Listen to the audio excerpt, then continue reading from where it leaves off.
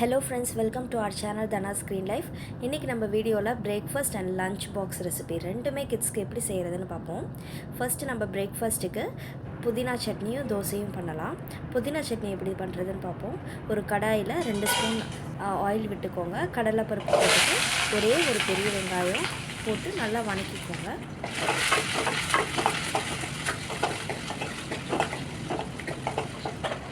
பெரிய வெங்காயம் ஓரளவுக்கு வதங்கினதும் அதில் 6 பச்சை மிளகாய், நான் காரத்துக்கு பச்சை மிளகாய் மட்டும் தான் போட்டிருக்கேன் இன்றைக்கி. அது ஒரு நல்ல ஃப்ளேவரில் இருக்கும்.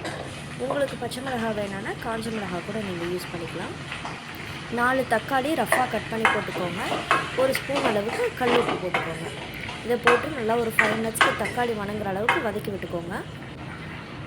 4 பல்லு பூண்டு போட்டுக்கோங்க.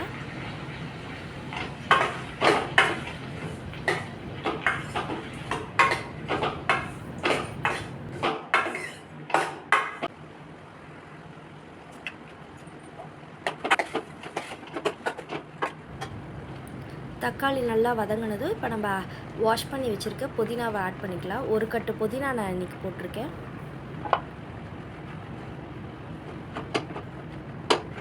புதினாவை போட்டு ரொம்ப நேரம் நம்ம வதக்கணும்னு அவசியம் இல்லை. அது ஓரளவுக்கு சுண்டுனாவே போதும்.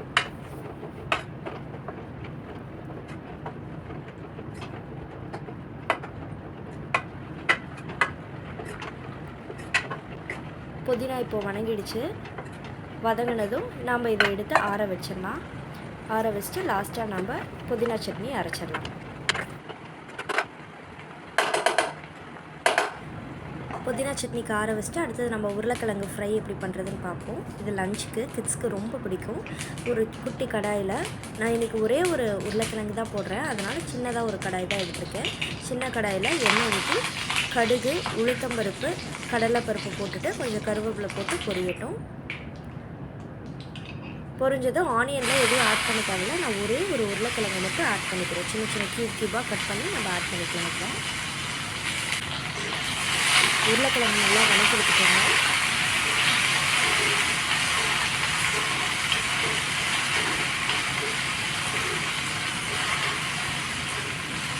நம்ம ஊற்றிருக்க அந்த 2 ஸ்பூன் எண்ணெயிலே அது நல்லா வதங்கட்டும்.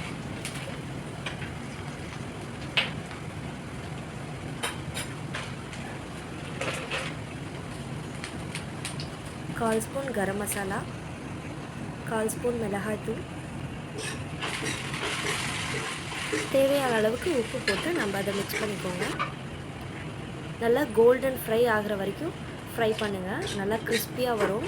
உங்கள் குழந்தைங்களுக்கு சாஃப்டாக இருக்கிறது பிடிக்குன்னா சாஃப்டாக எடுத்துக்கோங்க. இல்லைன்னா இன்னும் கொஞ்சம் நேரம் வச்சு நீங்கள் நல்லா கிறிஸ்பியாக நீங்கள் எடுத்துக்கிட்டிங்கன்னா ரொம்ப பிடிக்கும் குழந்தைங்களுக்கு. அடுத்தது நம்ம லெமன் ரைஸ் பார்ப்போம்.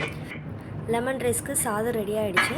சாதத்தை நம்ம கொஞ்சம் ஆற விட்டு அதில் ஒரு 2 ஸ்பூன் அளவுக்கு நல்லெண்ணெய் விட்டுக்கோங்க. 2 ஸ்பூன் நல்லெண்ணெய் விட்டு அதை நல்லா மிக்ஸ் பண்ணி எடுத்துக்கோங்க.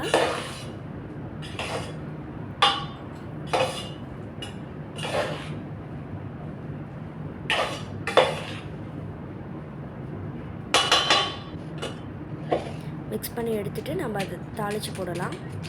தாளிக்கிறதுக்கு 2 ஸ்பூன் நல்லெண்ணெய் விட்டு அதில் கடுகு, உளுத்தம்பருப்பு, கடலைப்பருப்பு போட்டுக்கோங்க.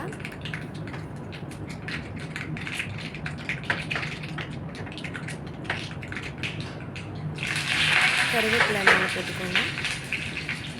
2 காஞ்ச மிளகாய்,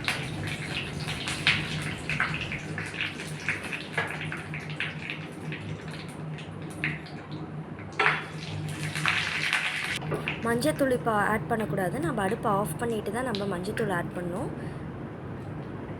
லாஸ்ட்டாக தான் மஞ்சள் தூள் ஆட் பண்ணோம்.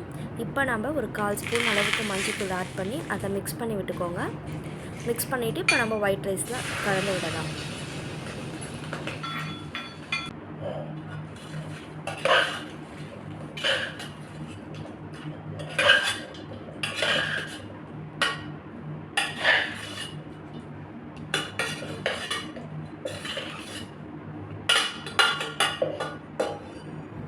லெமன் ஜூஸ் வந்துட்டு எப்போவுமே லாஸ்ட்டாக ரைஸில் ஆட் பண்ணுங்கள். ஹீட்டில் வந்துட்டு ஆட் பண்ணாதீங்க. பேன்லேயோ இதுலேயோ ஹீட்டாக இருக்கிற இடத்துல நம்ம ஆட் பண்ணக்கூடாது.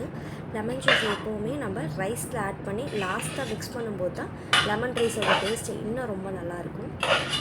இப்படி நீங்கள் ட்ரை பண்ணி பாருங்கள். தேவையான அளவுக்கு சால்ட்டு, நான் ஒரு 1/2 ஸ்பூன் சால்ட்டு போட்டிருக்கேன்.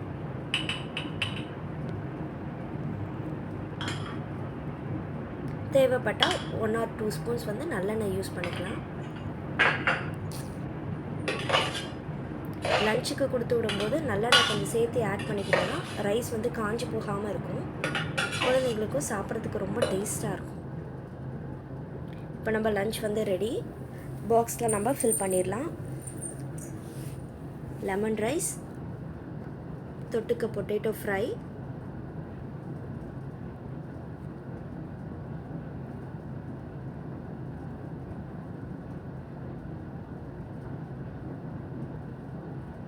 குழந்தைங்களுக்கு போடும்போது எப்போவுமே அதில் இருக்க கருவேப்பிலை இதெல்லாம் எடுத்துருங்க. அவங்க சாப்பிட மாட்டாங்க. ஒரு சில குழந்தைங்க சாப்பிடுவாங்க, சாப்பிட்றவங்களுக்கு ஓகே. சாப்பிடாத குழந்தைங்களுக்கு எடுத்துட்டா தான் அவங்களுக்கு டிஸ்டர்ப் ஆகாமல் இருக்கும்.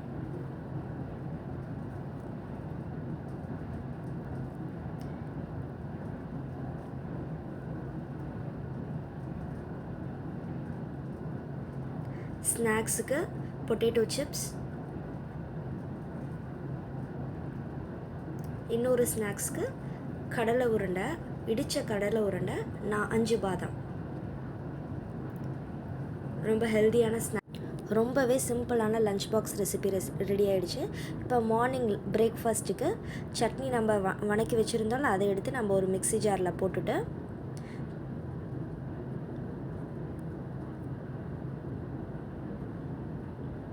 ஒரு கையளவுக்கு தேங்காய்,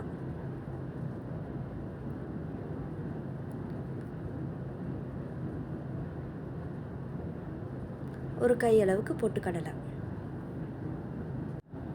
உங்களுக்கு இன்னும் கொஞ்சம் புளிப்பு தேவைப்படுது அப்படின்னா சின்னதாக ஒரு புளி வந்து போட்டுக்கலாம். அது போட்டிங்கன்னா இன்னமும் டேஸ்ட்டாக இருக்கும். நீங்கள் போட்டு ட்ரை பண்ணி பாருங்கள். இப்போ நம்மளோட புதினா சட்னி ரெடி. சுட சுட தோசை ரெடி பண்ணி நம்ம புதினா சட்னியோடு வச்சு மார்னிங் பிரேக்ஃபாஸ்ட்டு குழந்தைங்களுக்கு கொடுத்துடலாம்.